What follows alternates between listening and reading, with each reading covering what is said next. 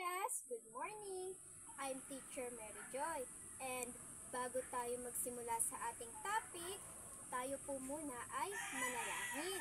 So, ang lahat po ay yumuko, damhin ang presensya ng ating Panginoon sa ngalan ng Ama, ng Anak, Espiritu Santo. Amen.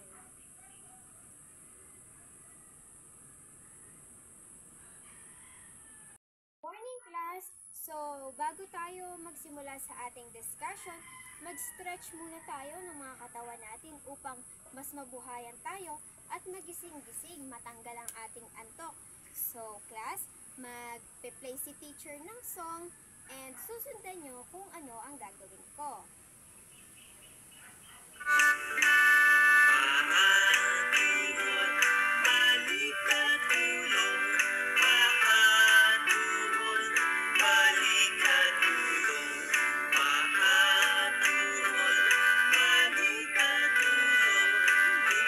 Nawala na ba yung mga antok-antok, student?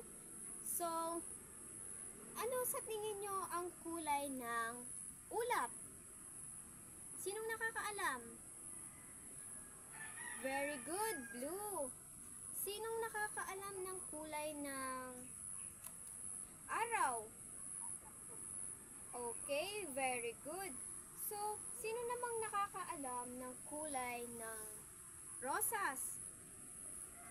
Pula, very good. So, sa tingin nyo ba, class, yung mga kulay na nabanggit nyo is na itatapik natin ngayon?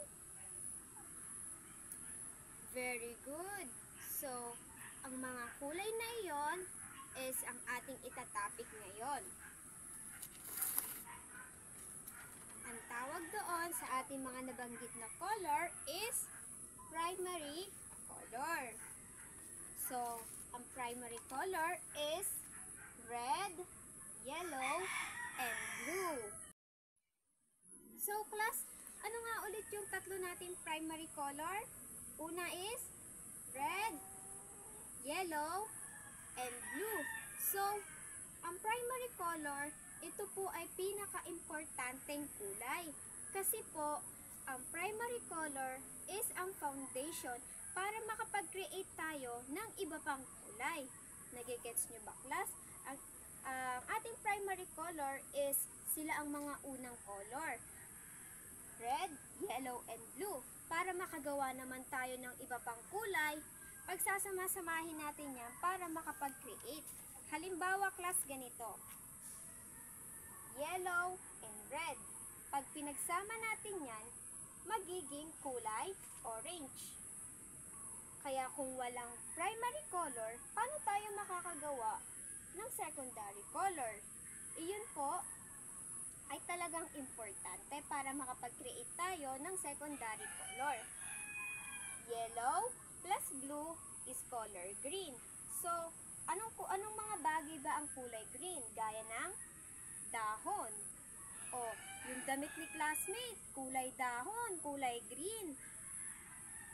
And red plus blue is equal to purple. So, anong mga bagay or pagkain ba ang purple ang kulay?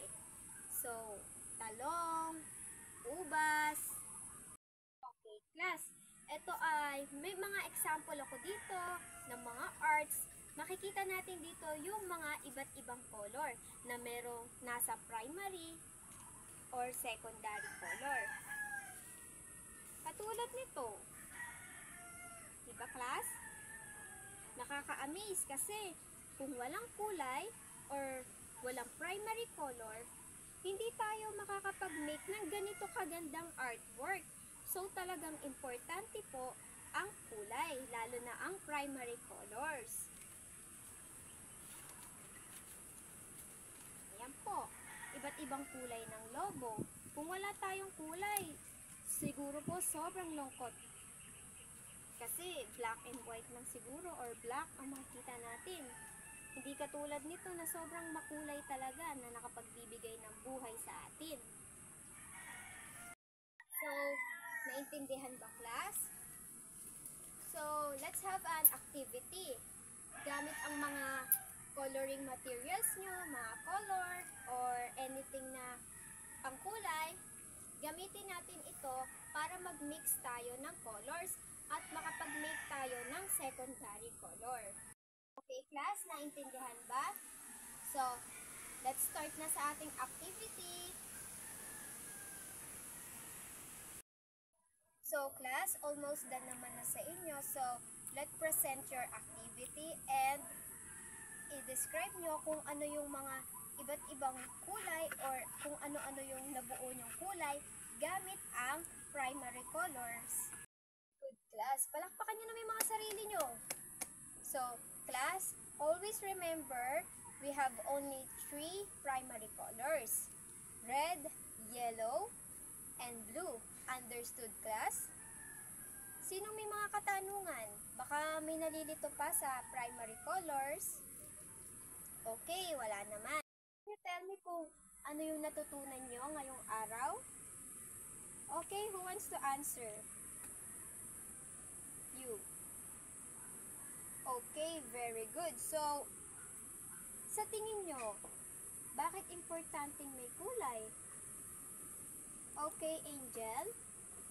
Oh, very good. Importanteng may kulay upang magkaroon ng magandang kulay ang ating paligid at hindi tayo magmukhang malungkot at gamit ang ating primary color, makakabuo tayo ng secondary colors. Class, I will give you an assignment. Okay, class, bago tayo umuwi, tayo ay manalangin muna. Tayo ay tumahimik, dalhin ng presensya ng ating Panginoon, yumuko, sa ngalan ng Ama, ng Anak, at Espiritu Santo. Amen. Okay class, that's all for today.